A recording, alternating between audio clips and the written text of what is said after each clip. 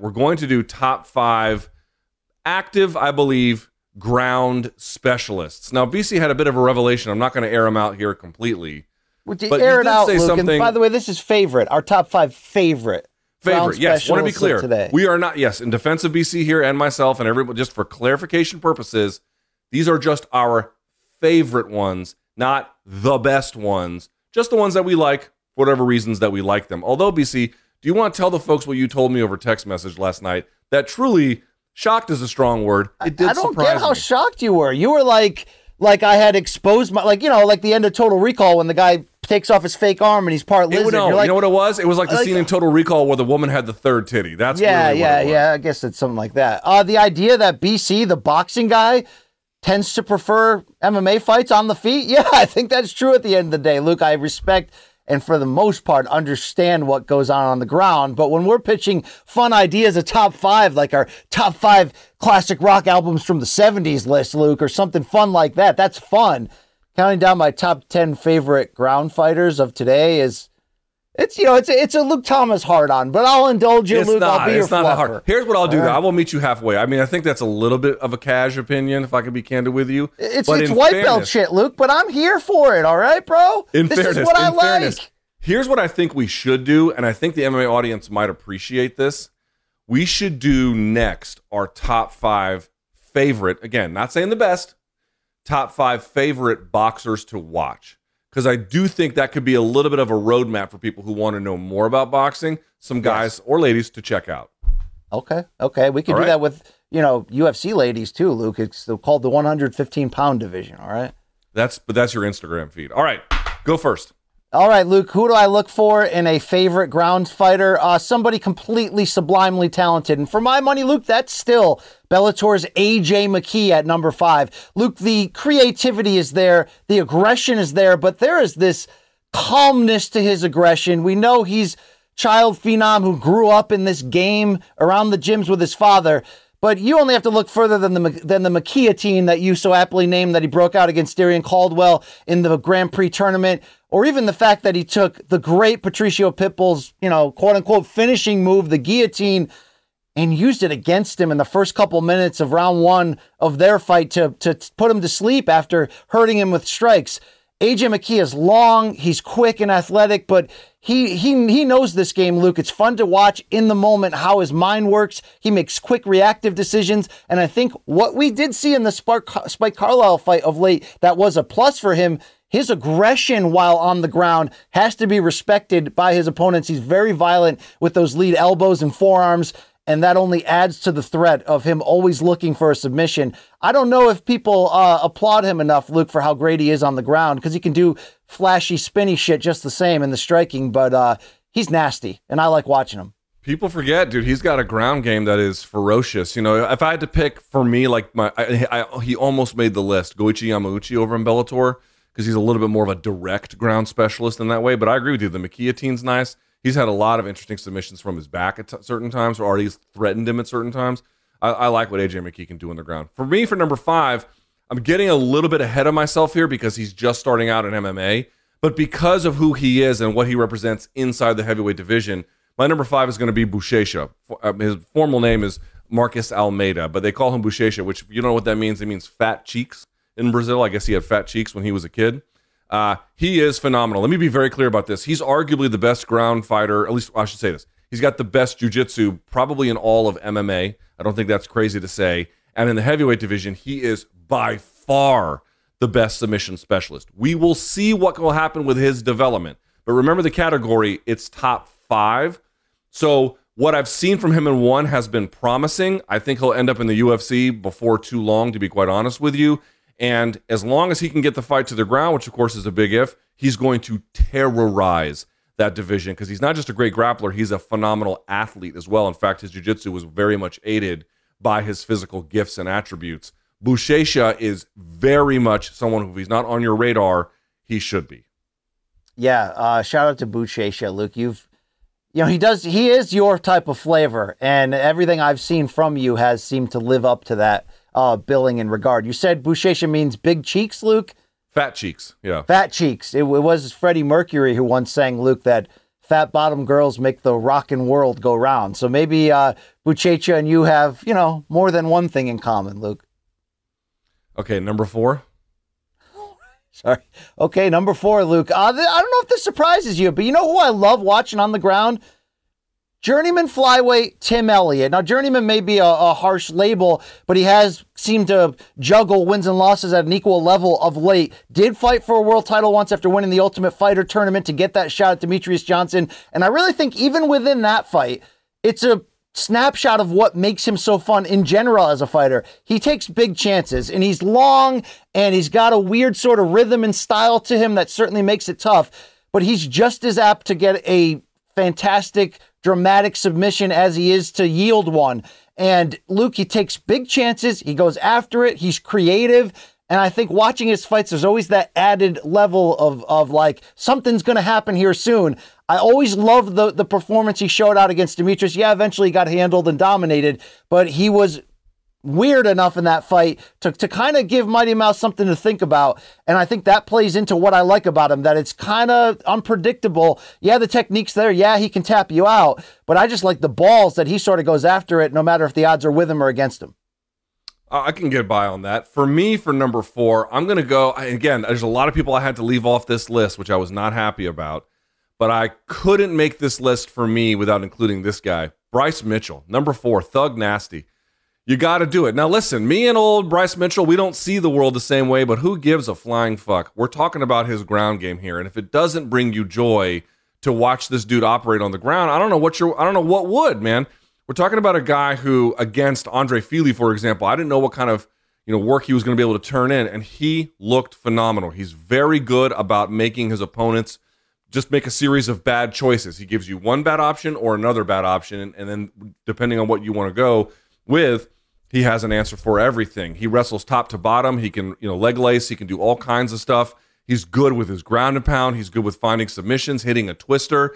So he's innovative. He's aggressive. He incorporates physical punishment through it, and he beats other really good fighters with it. Plus, he's got a really sort of fun story as a life story and a very unique, I think, personality and background, which a lot of people like and respond to, which is also great. In the small part of that, of course, wanting the camo shorts. That's a little detail, but I think it speaks to something larger about his authenticity. Anyway, on the ground, can't miss exciting fighter. My number 4 choice, Thug Nasty. And chews scoopfuls of coffee grounds in the morning, Luke, on his farm there. I've seen, dude, again, we learned that in the military. Like, that's a real thing. That's a real thing. All right, number 3 for me, Luke, is... So this guy almost made my list. I'm so glad you included him because I love this choice. Yeah, a wild man of sorts, and that's Scotland's Paul Craig. Luke, he operates in a division that you don't see as much ground game or submission specialist 205 as you do in the lower weight classes, but he walks around that division like he's either got a big dong or he's got a pile of money behind him that he can show off with, knowing it can bail him out. And that superpower is his submission ability. It's like, Luke, that privileged kid you went to high school with whose dad was the police commissioner, and he always knew that he could talk trash to guys way tougher than him because he had that thing in the back that can get him out of trouble. He's like that in the striking exchanges he gets into, often ill-advised against people that he shouldn't. Obviously, the entertainment theme of late with him has been that fact that he could take big damage early but still linger and trap you on the ground because of how wide his, the ability gap is. But he's a fun, exciting fighter who's never out of it and never stops looking for ways to dramatically surprise you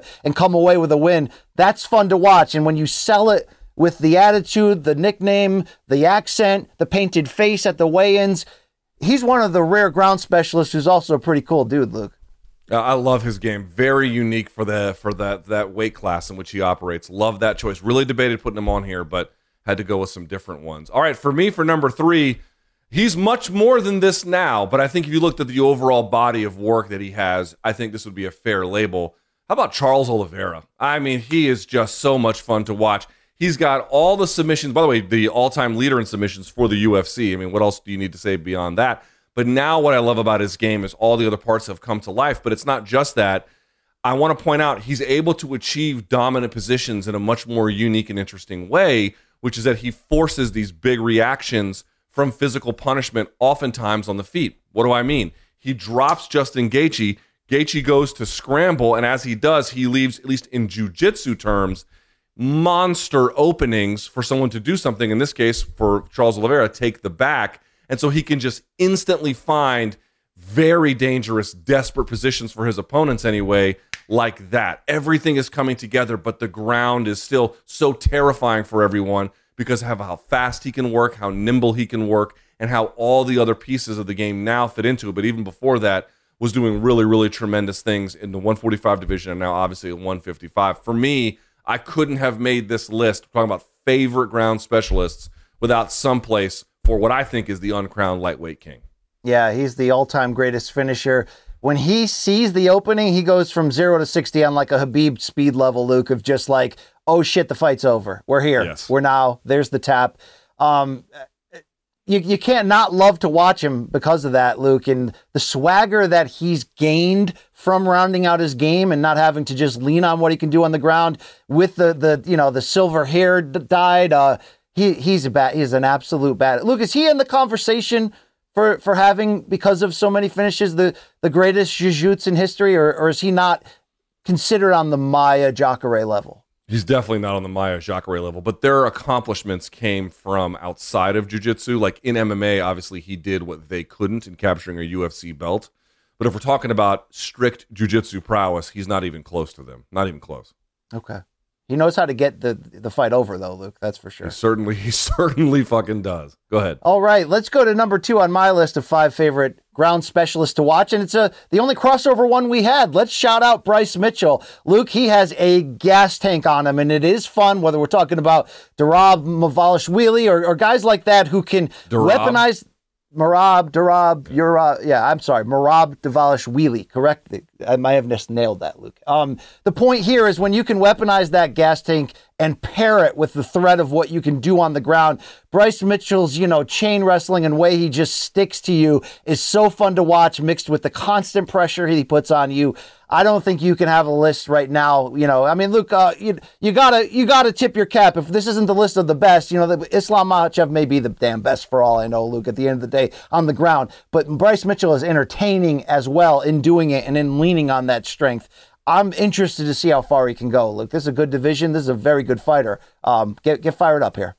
I don't think you could make a list without having Bryce Mitchell on it. I'm glad you had him. Had him a little bit higher than me, but had him just the same. For my number 2, this is someone who, has proven me wrong at times, and then through that really forced me to reconsider what I got wrong. So I'm going to go with Aljamain Sterling as my number 2. I think the work that he has done, obviously choking out Corey Sandhagen immediately, he's got good wrestling, and the way in which he's able to find and hold and legitimately threaten from the back is very, very impressive. He is a solid, more than that. He's just a phenomenal ground operator. He's obviously more than that. He can stick and move on the feet, has great cardio, good strength for this, and he's really ironed out a lot of the problems. Like, for example, when he gassed against, who was Misha Tate's ex? Brian, what's his face? Caraway? Yeah, I think it was Caraway. He gassed in that fight, and I don't think that was his best showing. But then you watch him, I didn't think he was going to be able to get the job done against Jan in the second fight, and he did it very impressively, in part because of the way in which he is able to create back exposure through half takedowns or mat returns, and then really take advantage of that. He's innovative. He's at the front of the pack, I think, in a lot of the ways with his grappling and MMA, and he's a championship-level fighter, quite literally. I had to give him respect for this one. I'm going to have him number 2. Yeah, dude, he put Sandhagen in the spider web, leave a message and I'll call you back. Luke, one other thing I wanted to add on your Charles Oliveira. Dude, the wrestling and the smothering that he did to Gaethje in that, that he did to Dustin Poirier, that he did to Dustin Poirier to just completely gas him and prepare him for finish. Fantastic. Just a fantastic stuff. I can't agree more. He's more than a ground specialist these days, but on the ground, he is certainly one. All right, who's my favorite guy to watch on the ground? I don't think this surprises you. T-City, baby, Brian Ortega. Luke, I think the fact that the thing that I love most about watching him is probably the thing that has prevented him from climbing the mountain, despite giving all against Max Holloway before he was stopped in that title fight, and nearly putting the current champ and one of the greatest fighters of all time, Alexander Volkanovski, into very perilous situations at key moments in their title fight, is he takes big risks. He swings massively big. some of the victories on that initial rise to his first title shot were 3-round fights in which he got kind of handled for 2.5 of it, yet could come out with a big triangle or what have you at the end. That makes him so dangerous and so fun. What it doesn't make him is a well-balanced, consistent force. He's inconsistent, but we know of what his actual ability is on the ground. And sometimes, yeah, he leans too much on his chin and his willingness to go to dark places if need be. But at any point, you have to watch out against him. You got to give him credit for what he did against Volkanovski. No, at the end of the day, that was not as competitive of a fight as some of the, this might be our fight of the year, hype may have, rose that up. But he made Volkanovski have to show us how tough he really is. And he did that against one of the best maybe the best fighter today, one of the best fighters of all time. His superpower is so fun to watch. And by superpower, I mean his ability to one after another drag in, very good looking celebrity names to be by his side. His jiu-jitsu is also pretty badass too, Luke. The big weakness on my list is that Ortega is not on it, and I readily admit that. I struggled because, again, it's our favorite ones. We're talking about some of the best ones. I think you'd have to have them on the list. And it's funny, I made a list of everyone I had. I had about 12 names, and it was tough to eliminate some of them. Ortega was the one that was most difficult for me to eliminate, so he'd probably be number 6 for me. Number 1 is maybe a bit surprising because there are a lot of ground specialists that I enjoy watching, but I like this guy the most because of the promise of his future and the reality of his present. 17 fights, 17 wins, 17 finishes. Some of them, by the way, not necessarily by the ground, but when he's on the ground, his ability to get there and his ability to do damage on top and his ability to cleverly find submissions with the right time, seemingly without really breaking a sweat. I'm just so excited for this guy's future. Shavkat Rakhmonov would be my favorite one to watch. Now, there are other ground specialists that I like.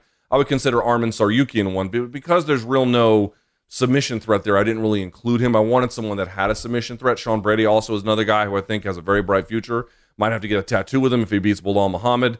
But because of the rare combination of body type that Rakhmonov has, great, lights out submissions, lights out striking, that bizarre kind of standing over you ground and pound that he does better than almost anyone. He's so unique. To me, when he fights out there, I got to clear the calendar to see what's up. My number 1 choice, not saying it's the best, that's not my argument, but favorite for me, Shavkat Rakhmonov. That's where I'm going to go. Hey, that wasn't as painful after all, Luke, See? That's not bad. And we can do boxing next time. Did you consider Yaroslav Amosov, or does he not as much of a submission game to be as well-rounded, Luke? Yeah, he'd be, dude, there's a lot of guys who would be very, very high-level ground operators, but I wanted someone with a little bit more clear submission prowess in that way. Hey, real quick, now, how great dude, is if you want to do these fan subs, we got to move. Yeah, we're going to get out on time. You've been judicious on this minute control, but Usman Nurmagomedov in your consideration? He was on the list. He was on the list. Goichi Yamauchi from Bellator also on my list. I just couldn't quite find a place for him in the top 5.